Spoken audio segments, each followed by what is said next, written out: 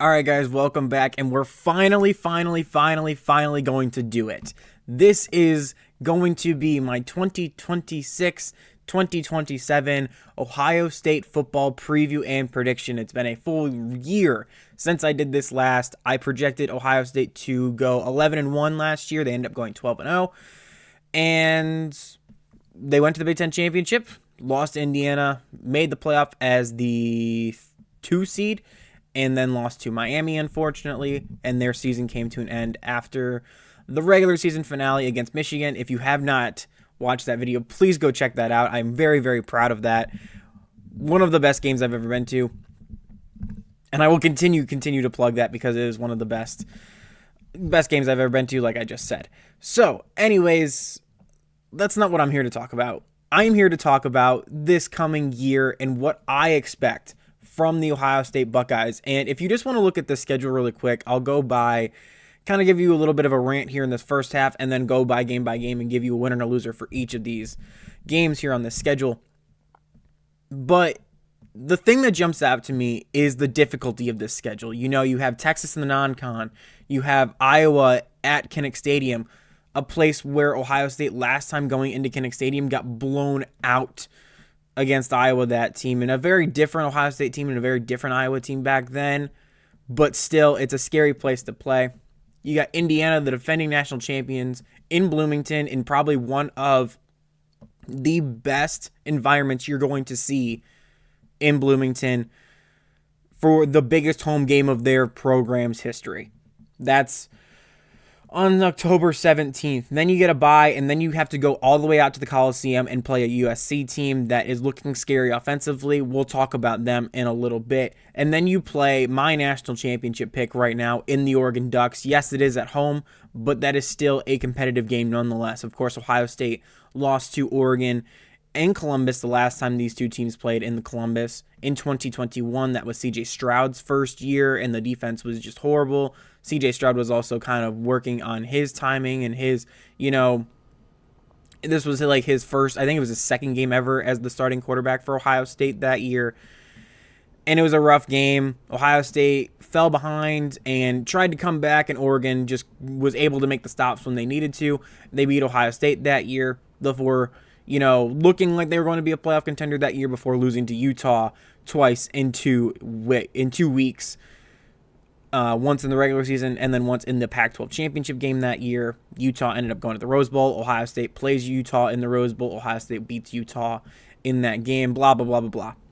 So Oregon beats Ohio State in Columbus last time. They play in Autzen a few years ago in 2024, the year Ohio State won the national championship game, and Oregon survives that.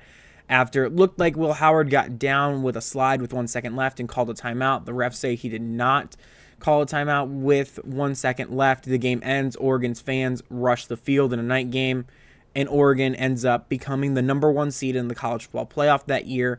Plays Ohio State in the Rose Bowl after Ohio State coming off a loss to Michigan and then a blowout win over Tennessee in the first round in Columbus. They come in to Pasadena on fire. Oregon looks very rusty, and it did not take very long for Ohio State to get on them and get up 28 points, and just like that, the game was completely over, and Oregon's season ended very abruptly that year after going undefeated and winning the Big Ten championship in their first year in the Big Ten.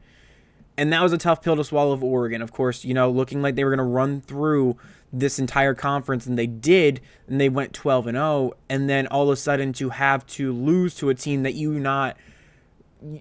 beat for the conference, but also beat in your only head-to-head matchup up until that point in the season. Ohio State goes on and beats Texas, ironically another team that Ohio State is facing this year, and beats Notre Dame in the national championship for their first national championship since the original 4-team playoff, the first year in 2014.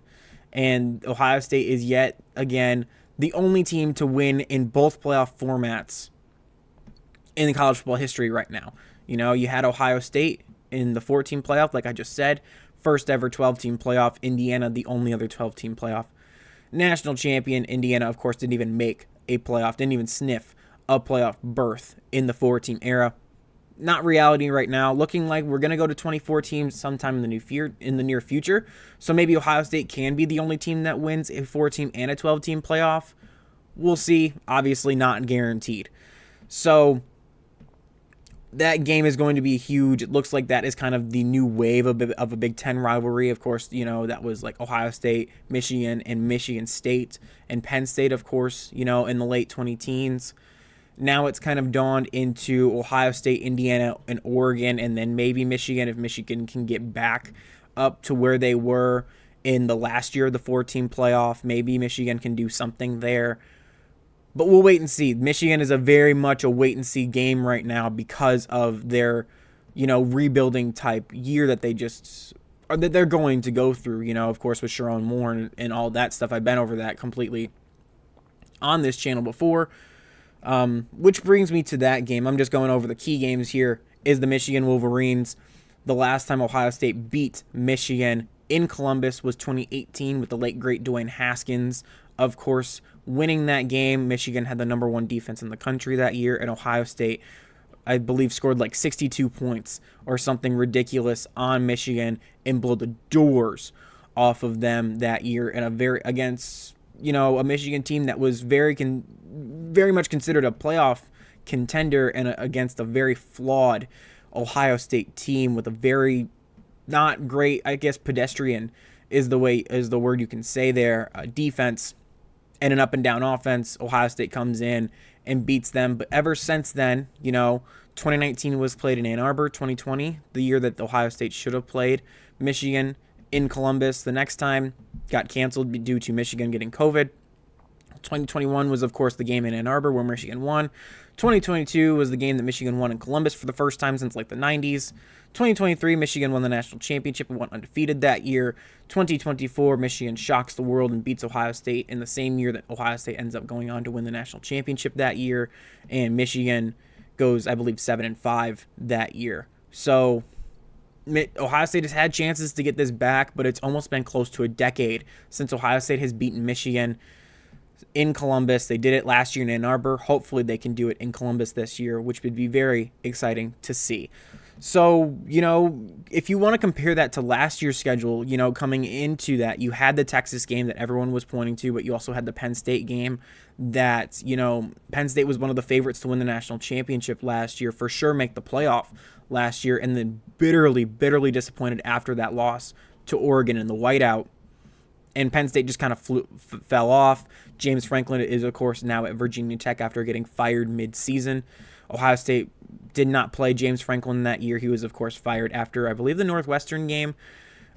And, yeah, Penn State was just a shell of itself. We'll see what happens with them with, Matt Campbell coming in. And I like to call them the Penn State Cyclones now because they brought everybody from Iowa State to Happy Valley.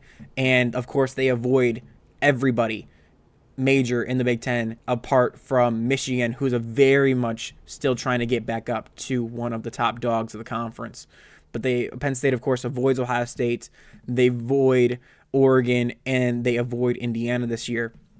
Maybe they could be a contending team in the Big Ten, but I think their ceiling is a Big Ten championship appearance, regardless of what other team makes the Big Ten championship, apart from like chaos ensuing and everybody beating on everybody else, really. I don't see Penn State winning the Big Ten championship. I think their ceiling is a Big Ten championship appearance. So anyways, that is my little schedule preview here. Let me go through and what I think the offense is going to look like. I'll go back to the defense as well. So this offense here, of course, we're going to have Julian Sain as quarterback 1 and Jeremiah Smith as wide receiver 1. Those are the two locks right now. I have Nate Roberts in at tight end here. We'll see what happens with that. Of course, Max Clare leaving and going, running out of eligibility. Really, he came in from Ohio. No. Where did he come? Purdue. That's where it is. Purdue was an All-American at Purdue, comes in and transfers for his last year at Ohio State. Actually, let me do that because I do have that written down here. So the key departures coming in from last year to this year at Ohio State, of course, Caleb Downs, the safety that is going to be a monster in the NFL for that Dallas Cowboys team. Really jealous the Dallas Cowboys got Caleb Downs, rather. But it is what it is. Dallas has Caleb Downs, one of the best players in the draft last year. He departs from Ohio State. Carnell Tate, the first wide receiver taken off the board, he's going to Tennessee. Max Clare, like I just said before. Caden McDonald, the defensive end, that was really an anchor for that defensive line last year. He is also gone. Sonny Styles, a leader on that defense, of course, wearing the block O last year. He's also gone. I believe he's in New York, I want to say now. Lorenzo Styles, I don't know if he got drafted.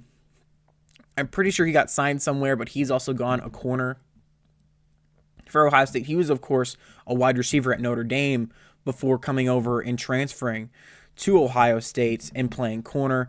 Transfers I also have here, and the key ones I just have written down are Quincy Porter, the wide receiver, and Mylan Graham, the wide receiver. Both end up going to Notre Dame this coming season. I think Ohio State will be just fine without them. Maybe their ceiling is not as high if they were both here. I think their floor is just fine because they have a guy named Jeremiah Smith. I don't know if you've ever heard of him before. Pretty good wide receiver, if I don't say so myself. So, of course, Jeremiah Smith and Julian Sain are going to be locks.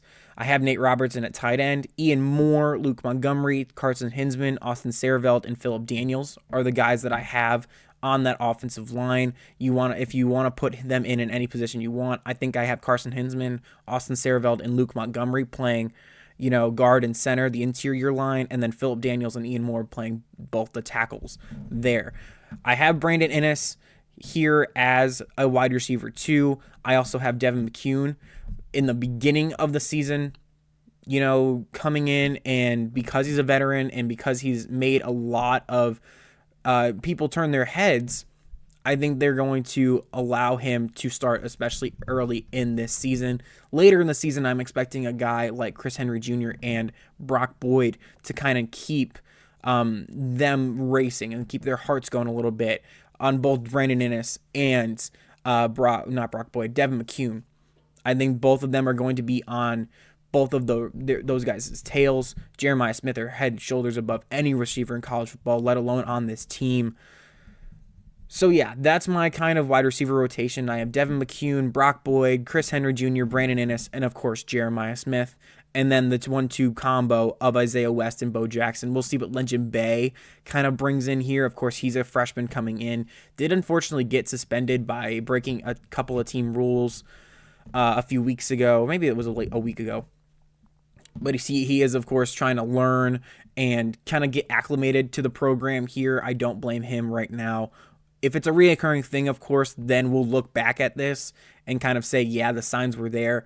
But if it's just a one-time thing, then, it's just him kind of acclimating to it. We kind of went through the same thing in a different circumstances, but with Cardale Jones, he, of course, was dealing with bad grades and could not even play on Ohio State's football team until he was a veteran already at that point in his career. He goes on and becomes the quarterback for Ohio State's 2014 national championship team after J.T. Barrett and Braxton Miller were both injured in that year.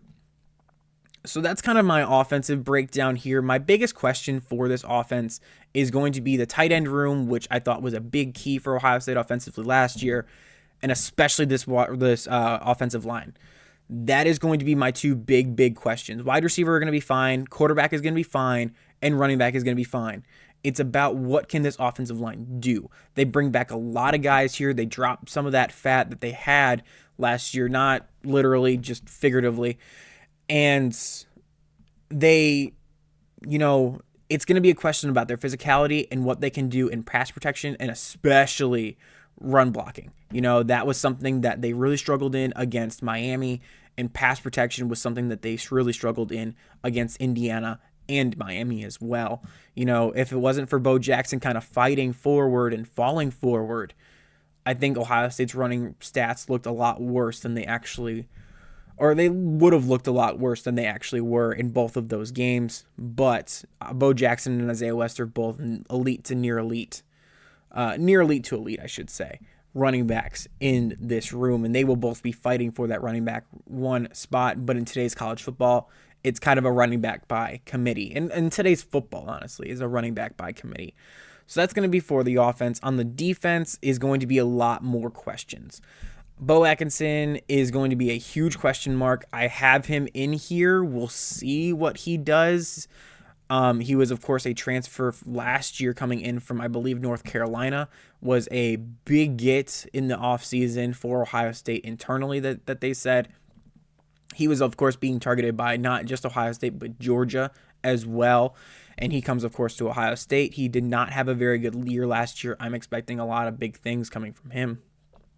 Probably because this is going to end up being his last year at Ohio State, whether that he is transferring again or if he's going into the NFL draft because he had a big year.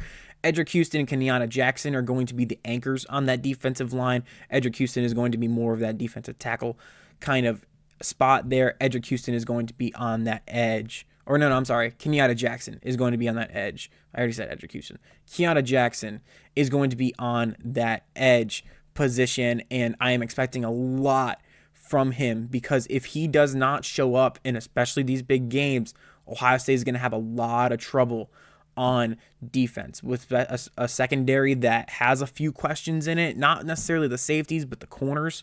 I really think has a little bit of question marks depth-wise and, maybe even starters-wise. You have Jermaine Matthews and Devin Sanchez, but Earl Little Jr., we'll see. Jalen McLean, we'll see. So, yeah, it's a wait-and-see game for that corner room. That safety room, I think, looks strong with Terry Moore and Jalen McLean. I think that looks strong. The linebacker room is going to have a little bit of questions here. Ronaldo, Allegro is going to, or Christian Allegro. I don't know why I said Cristiano Ronaldo, whatever I said. Anyways, Christian Allegro, I should say, is going to be an anchor in this linebacker room, even though he is going to be in his first year as a Buckeye. He is, of course, transferring from Wisconsin. If you remember that Wisconsin game, he actually broke his hand against Ohio State last year and came out and played for not just that game, for the rest of the season. And Wisconsin had a bad year last year, and he was one of the only bright spots on that defense, and not even on that team, honestly. But he comes in and is going to be an anchor in that linebacker room. Peyton Pierce is also a guy that kind of was a little bit, a victim of the depth chart with a guy like Sonny Styles and Cody Simon and all those other linebackers that were here for the past couple of years. This is going to be his turn to kind of finally let loose and, not be victim of, kind of sitting on the bench and waiting his turn. Now you got the starting job. Let me go see what you can do. So that's going to be an issue. That's going to be something to look out for. I have Earl Little Jr. here. He's also going to be in the corner room. Zion Grady and James Smith I have also here as well for defensive line / linebacker areas there. Those are going to be question marks. This interior of the defense, and what dominates defenses normally in college football is going to be this interior, and I feel like that's where the biggest question marks are going to be. You have certain players where you're like, okay, they're going to be good, but at the same time, defenses, or not defenses, but offenses are going to create game plans around those guys to kind of take away a little bit of that stuff, and it's up to the guys that maybe don't have as much attention on them to make plays, and that's where I kind of have concerns about this defense. So secondary and maybe edge, I think for sure at least one edge in Kenyatta Jackson, I don't have any questions about, I don't think, if not very minimal questions. Corner, with Jermaine Matthews and Devin Sanchez, and Earl Little Jr. starting, I think that's fine. The depth there is what I'm going to have a lot of questions. You know what I mean? So it's going to be depth. Both these guys are going to get banged up. It's football. It's not ballet. These guys are going to get banged up, and it's just a matter of who's going to answer the bell that we're maybe not paying attention to right now in the offseason, and maybe someone kind of stands out and be like, why did I not think of him before? Why am I just hearing about him now as he's making plays in these games? And then Peyton Pierce, I have a lot of confidence in. Christian Allegro, I have a lot of confidence in. It's about where those, yet again, the depth of what this is going to be. Of course, with Ohio State losing a lot of pieces from this, historic defense last year, that's going to be a big question, is what is this defense going to look like? I do think that this team is going to get better as the year goes along, but the thing is, this schedule doesn't allow for, wait and see type games here. You're going right in. You're going after Ball State. You're going right in to Texas. You're going on the road in Austin to play a quarterback that, by all accounts, looks like a top 3 quarterback coming into the college football season right now. So, we have to see. That's a big thing. We have to figure out what is this defense going to be. The offense I have less questions about. It's about what can this defense do, because it's losing so many pieces that I don't think people were really expecting 365 days ago. A guy like, why am I blanking on his name? This is really embarrassing. My bad. It's Arvell Reese. I don't know why that took so long. Arvell Reese, he went in the first round. I have him written down too. This is really embarrassing. Arvell Reese was the guy that I was searching for there. And, maybe Ohio State just kind of felt like that he maybe had one more year. If you go back 365 days, like I just said, maybe they thought that he had one more year at Ohio State, and he had the coming out party that he did last year and was an anchor on that defense. And then that's one more, hole that you have to fill on that defensive front. So that's going to be a big question. What can Ohio State do to get, that spot filled? I just said that maybe Bo Atkinson can fit that. I have some doubts with that, so we'll see. Of course, Matt Patricia coming in for his second year, typically in college football, that is where coordinators make the big jump, and he had a really good first year, of course, having the best defense in college football last year. But we're going to find out, is that Matt Patricia's standard, or was there just the right guys and just the right pieces to fit all of that and what he wanted to do and what Ohio State, of course, wanted to do as a whole on defense? Is that going to be more of, an outlier, or is that going to be the standard? Because we're going to find out real quick against Texas in week 2. So, of course, I didn't even mention Arthur Smith also coming in as offensive coordinator, with Brian Hartline becoming a head coach down in Florida there, not Florida Gators, but in Florida. He is, of course, now a head coach, so Ohio State now has an offensive coordinator, following the same, format that they did with Matt Patricia, bringing in an NFL guy that can have his own ideas and his own opinions on stuff, and we'll see what happens with that. I'm, a little concerned on the fit there, but I was also concerned about the Matt Patricia hire last year, and I will fully admit when I'm wrong. So that's going to be a big test, is what does the culture fit look like on offense, and what does the talent look like on defense? So let's just let's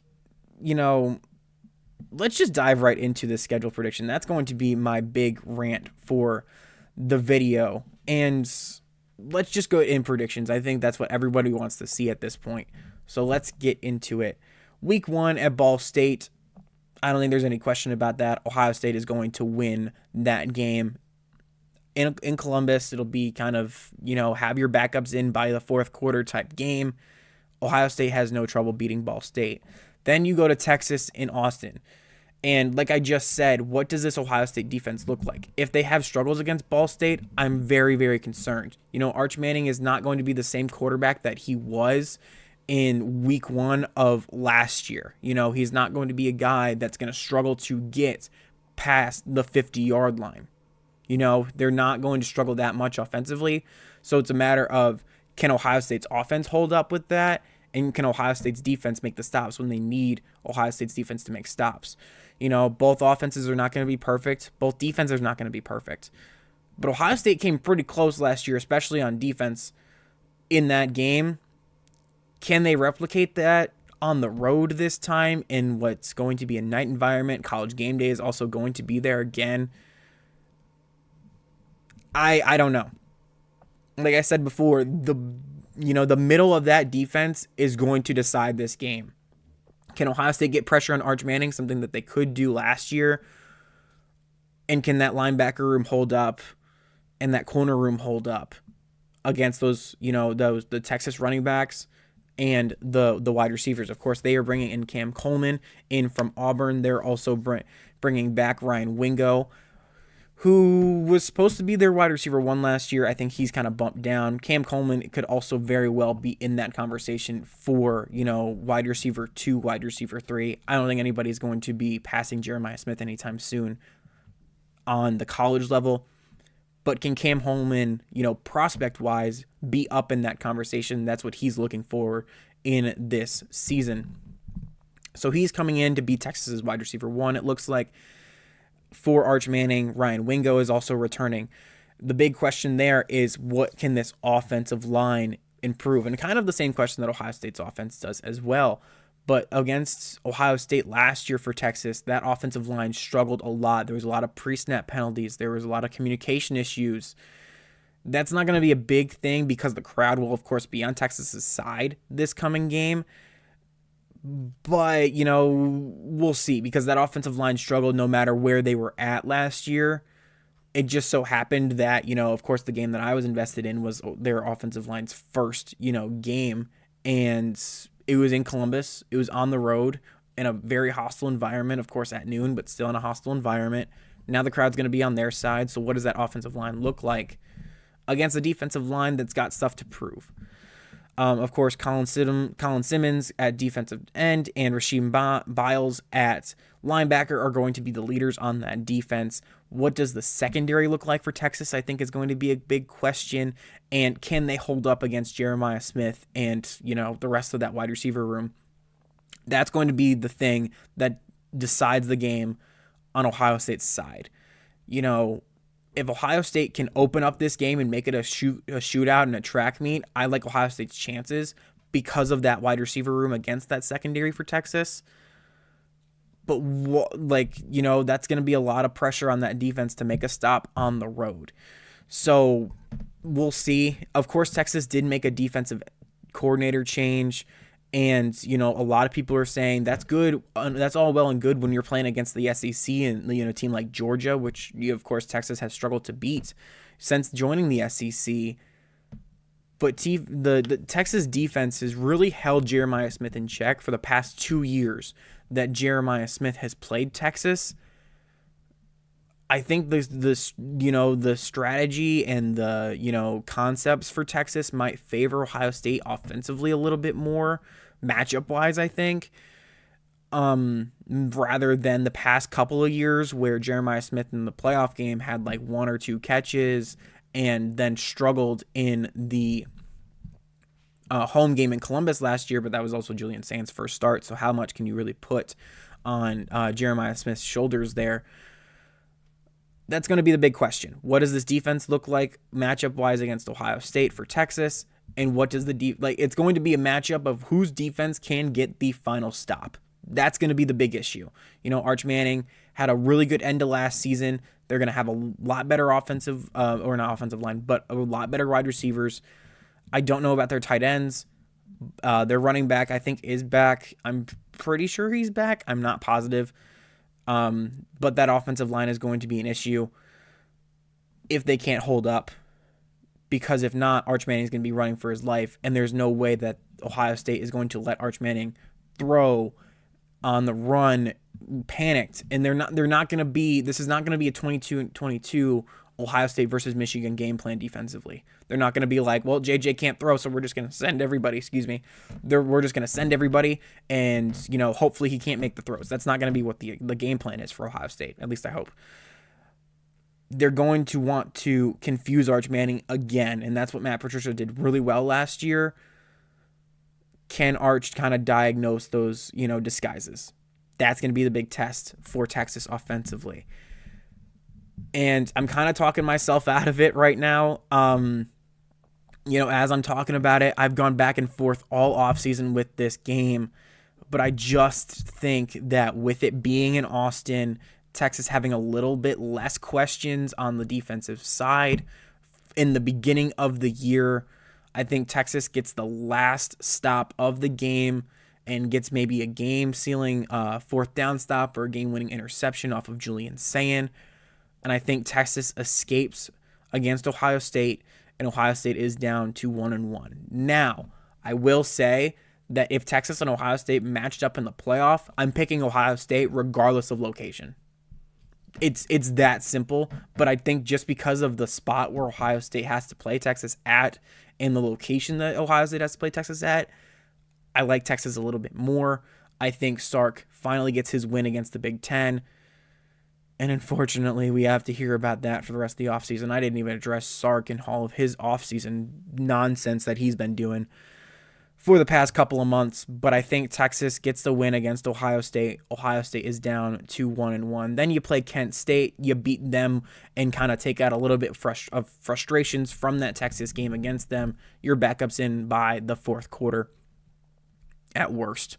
Illinois, the Battle of the Illabuck. This is back in Columbus for the first time since like 2014 or something ridiculous. So Illabuck is back. Like you know my stance on rivalry trophies. I did a whole video on rivalry trophies. If you want to go look at that, please watch this video first, but also go look at that if you would like. I love the Illabuck. I love Ohio State rivalries. I love college football rivalries, honestly. I think Ohio State gets this job done pretty easily. Maybe Illinois hangs around kind of like what they did last year, but with it being at home, I like Ohio State in this game. And then comes the second test of Ohio State's season. It's going to be on the road at Iowa in Kinnick Stadium. Probably big noon kickoff because of, being early in the season. Maybe Iowa doesn't have as many losses as people expect in the season. I do think Ohio State still gets the win here and gets revenge from that 2017 loss. But don't be surprised if Iowa, takes a lead late in the second half, and it's kind of like, oh boy, here we go again with this Texas game. Here we go again, and Ohio State ekes out the win and escapes Iowa City with a win against the Hawkeyes. Then you come home for homecoming against Maryland. You win here. You have your backups in by mid-fourth quarter, I would assume. You win here by multiple scores, and you get ready for this Indiana game. Now, I will say, I'm not very high on Maryland, but this could be a look-ahead spot for what's coming next week. I just don't think that, Ryan Day and Ohio State are, on that level of being caught. They're not like the Urban Meyer teams of the past where they can get caught by a Purdue or caught by, a Maryland, when the Maryland took Ohio State to overtime in 2018, the week before the Michigan game. I don't think it's like that with it being in Columbus, with it being homecoming. Yes, it is just Maryland. I think Ohio State wins by a couple of scores here. Then you go on the road and play one of the biggest games or not, honestly, not even one, the biggest home game in Indiana football history. And you play Kirk Cignetti, and, right now, if you look at the offseason, everything is going Indiana's way. They're getting the recruitments done. They just got a wide receiver, the number one wide receiver in the class this coming year, committed to Indiana. Hoover is in at quarterback with, of course, Fernando Mendoza leaving and being the number one pick in the NFL draft. They have Josh Hoover. They have Charlie Becker coming in at wide receiver, or not coming in, but he's staying at Indiana for wide receiver. They also got a couple more guys there. That defense is also looking very good. Kirk Cignetti is probably a top 2 coach in the entire country right now. And they're the defending national champions. They have not lost a game since the playoff game against Notre Dame 2 years ago in the first ever 12-team playoff. Kirk Cignetti has his confidence. He has his championship. He's beaten Ohio State. He's beaten all the big dogs. He's beat Oregon twice, beaten Ohio State and Indianapolis in the Big Ten championship, beat Alabama, beat Miami, and they won the national championship game. So why wouldn't Kirk Cignetti have all the confidence? All that's pointing towards Indiana. But what people aren't realizing is Ohio State is at its best when it is up against the wall. Ohio against the world is not just a slogan. You want to do this again? Go ask Clemson how that went. The last time Ohio State and Clemson played, when Clemson overlooked Ohio State and were looking towards Alabama in 2020. Go ask them how that went.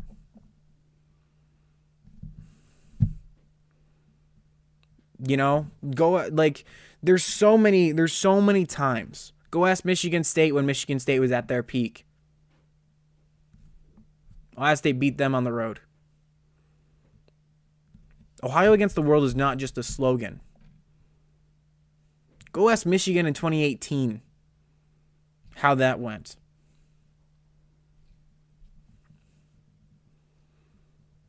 don't doubt Ohio State in these types of games.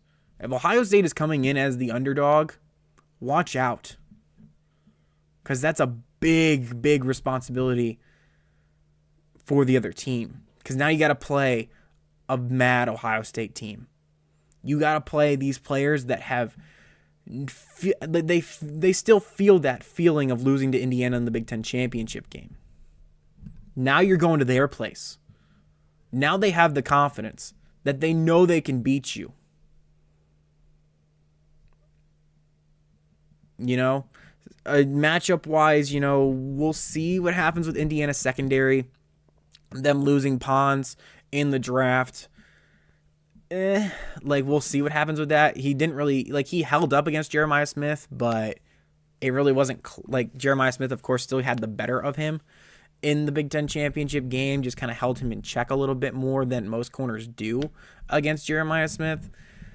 I think Julian Sain is really eyeing this game because this was one of the games, of course, last year that really left a lot of people in doubt about what Julian Sain is capable of. So I think he's eyeing this game. Jeremiah Smith is of course, eyeing this game. That defense is probably eyeing this game. There's a lot of Ohio State guys and Ohio State coaches that are eyeing this football game. And I'm not doubting that Indiana isn't either. But I think this is the beginning of this rivalry that Ohio State and Indiana have kind of gotten back and forth here. And, you know, Josh Hoover is a great quarterback. He was one of the best quarterbacks coming out of the draft, or not out of the draft, but out of the portal last year. But the one thing is he's a little bit more risky than a Fernando Mendoza was last year. I think he's going to be kind of the out-of-system guy that Fernando Mendoza wasn't, and that could lead to a lot of big plays. That could also lead to a lot of mistakes, and I think this is one of the games where it leads to a couple of mistakes, and just one more mistake that Indiana can't take. I think Ohio State beats Indiana, let's say by 10, and it was a lot closer than the score actually indicates in Bloomington. And Ohio State comes in as the villains, and they beat Indiana and kickstart an awesome Big Ten rivalry that goes down for many, many more years to come. Then you're off of the bye week, and you come and play USC. And I love the placement of this bye week, by the way. You're coming off of a very emotional game in Bloomington. If my record predictions are right, you're winning this game, so you have a week to kind of die down from it, and you're going all the way out to Los Angeles, a couple of time zones away. Last time you did this in a true road environment, of course, you played Oregon. Or no, I'm sorry. Last time you did this, you played Washington and you know, game controlled them to death. I won't say dominated. It wasn't a domination. Washington kind of held their ground, but you pulled away against Washington. But the time before that, you lost to Oregon and Autzen. So this is by no means a cakewalk type game. But I think this game, the key of this game is going to rely less on Ohio State's shoulders and more on Lincoln Riley and that USC defense. You know, that offense is going to be great. Maava is going to be great. That wide receiver room is going to be great. You know, running back's a little bit of a question mark, but that offense is going to be elite. What is that defense going to look like? You know, Lincoln Riley has said over and over again, he's changed coordinators, strength and conditioning, philosophy, blah, blah, blah, blah, blah. We've heard it at multiple locations throughout multiple years, multiple playoff appearances. Heard it all before. I don't think anyone in their right mind is picking it to happen now out of all years. So I do think USC puts up a fight, and it's a little bit more of a track meet than Ohio State is kind of expecting. But I do think that Ohio State still wins and is another notch on Ohio State's belt that, you know, really helps them in their playoff push.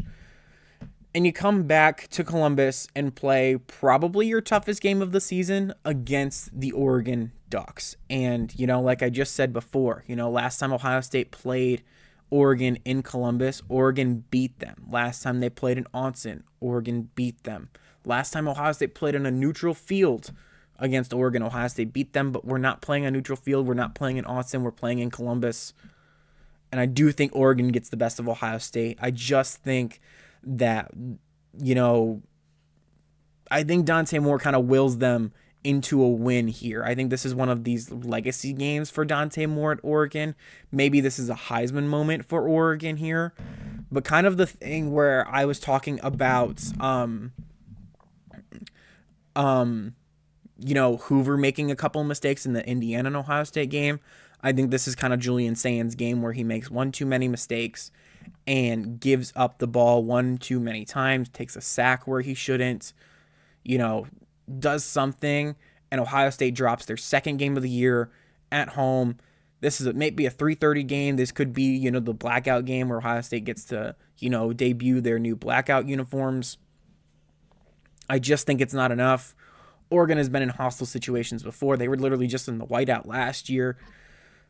I just think this is a game, and this is a team of destiny in the Oregon Ducks. They're my national championship pick for a reason. I have Oregon beating Ohio State in Columbus for the second straight time. And then you come home, or you stay home and you play Northwestern. Northwestern is a bottom feeder team. They're kind of on their way back up, but nowhere near Ohio State's level. Maybe they take out a little bit more of aggression from that Oregon game, and they beat Northwestern by a couple of scores. Then you go on the road for your last home game, or your last road game, I should say, and play Nebraska. Nebraska, very much a rebuilding team. Maybe you get caught in a look-ahead spot against your biggest rival the week after this game. I don't see it happening. Ryan Day is very good about not losing these types of games to teams not named Michigan. So we'll see what happens with Nebraska. I don't expect very much of Nebraska and Matt Rule. Maybe Matt Rule starts getting a little bit more on the hot seat at the end of this coming year than he is right now. I think Ohio State wins by a couple of scores.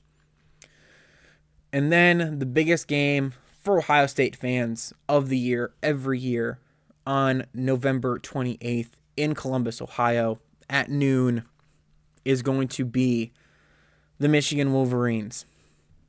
Like I already said in the drama with Sharon Moore, I'm not going to talk about that right now, but of course he is gone. Michigan, of course, bringing in Kyle Whittingham, a new offensive coordinator, a new defensive coordinator, an entirely, I don't want to say new philosophy, but a more modified philosophy than like the Jim Harbaugh Jr. kind of philosophy that Sharon Moore was getting at Michigan. It's a more Utah, BYU style of offense and defense at Michigan, I think, this year. Bryce Underwood going into his second year at quarterback.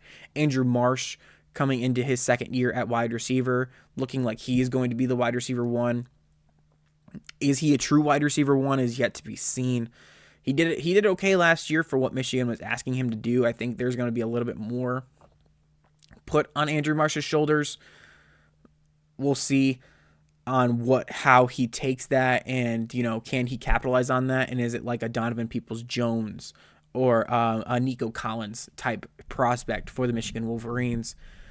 Not wide receiver, but running back is a little bit of a question with Haynes leaving to go to Georgia Tech last year. He was a really, really good running back until he got injured. We'll see that wide receiver, why do I keep saying wide receiver? The running back room is with Michigan. Yeah, that we'll just wait and see, because there's not a big standout. There's not like a Blake Corum in this room, at least for right now, that I don't see personally. I think any one of those guys can take over that starting running back role, and Michigan would be just fine with any one of them. That's going to be a big question, though, is how does the depth kind of fall? Speaking of the running back room, but how does this depth kind of fall? That offensive line, I think, is a little bit more depth on that team than last year's offensive line. Probably a little bit higher of a ceiling, a little bit higher of a floor this year with, veterans coming back. And, it's still going to be Kyle Whittingham's first year, but this is going to be the last game of the regular season under Kyle Whittingham. So that's going to be an issue that Michigan is going to overcome in the beginning of the year. I don't think it's much of an issue at the end of the year, though. So, with as philosophy is concerned, not with depth, but as philosophy is kind of concerned, and what Whittingham is kind of looking for in his players, I should say. But going back to depth, that is going to be a big question. What if, a guy like Andrew Marsh or Bryce Underwood, God forbid, is hurt for an extended period of time? What does this Michigan team look like? they have one of the toughest schedules in the country. They play, Indiana, Penn State, Ohio State, Oklahoma. I believe they play Iowa as well in this season. So it's a lot of tests in this season for Michigan, and it's going to be trial by fire for them as well as Ohio State, obviously. But Ohio State is in a different stage than Michigan. Kyle Whittingham under year one. And is it going to be Bryce Underwood that we saw in high school, or is it going to be Bust Underwhelm that we saw in his freshman year of college? That's going to be the big question. What does Bryce Underwood look like? Is he going to be Bryce Underwood, or is he going to be Bust Underwhelm? That's the big question. The big thing is, Kyle Whittingham saying that he doesn't hate Ohio State and Bryce Underwood having a different perspective on the rivalry. All that's just talk right now. But all I'm saying is if Michigan loses that game, then that will be a meme for the rest of Kyle Whittingham's career at Michigan, is that he does not hate Ohio State, that Big Ten Media Days quote. That'll be a quote forever. And, I've stalled a long time here. I am going to give Ohio State the win here. I think this is kind of a game where maybe Michigan rushes for more yards. This is like one of the first games that the losing team rushes for more yards than the winning team does in this game. I don't know. That's going to be an interesting thing, but I do think that Ohio State looks a lot different from where they are at the beginning of the year against Texas to versus where they're at the end of the year against Michigan. I think those are going to be two completely opposite teams, and we're going to be looking at that Texas game and being like, man, if we would have had this Ohio State team at the Texas game, maybe things turn out a little bit differently. And I think they miss out on the Big Ten championship, does Ohio State, and Oregon and Indiana matches up in the Big Ten championship, with Oregon finally beating Indiana as well and going 13-0, claiming the number one spot. Ohio State has a home playoff game, I believe I predicted, against BYU. And we'll see what happens with that. If you want to go look at my college football playoff predictions, they're right there. And yeah, that's really all I got. I have Ohio State going 10-2 this year, and that's a very, very big, it's a very big, huge success for Ohio State with this schedule that they have. I think last year's team probably goes 9-3. For sure, the floor of this team is probably 8-4. The very, very low floor for this Ohio State team, if everything goes wrong, is 8-4. The ceiling for this team, I would probably say 11-1. I don't really see them going 12-0. Maybe they do if some other team that I'm not that like, if Oregon or Texas or Indiana completely falls off a cliff. Maybe Ohio State goes 12-0. I highly, highly doubt that though. So I think their absolute ceiling is 11-1. Their absolute floor with everything going wrong is 8-4. I appreciate you guys if you have made it this far. Please stay tuned for my Cleveland Browns preseason prediction. And yeah, that's all I got for you guys this week. Hope you guys have a great week, and I will see you when I see you.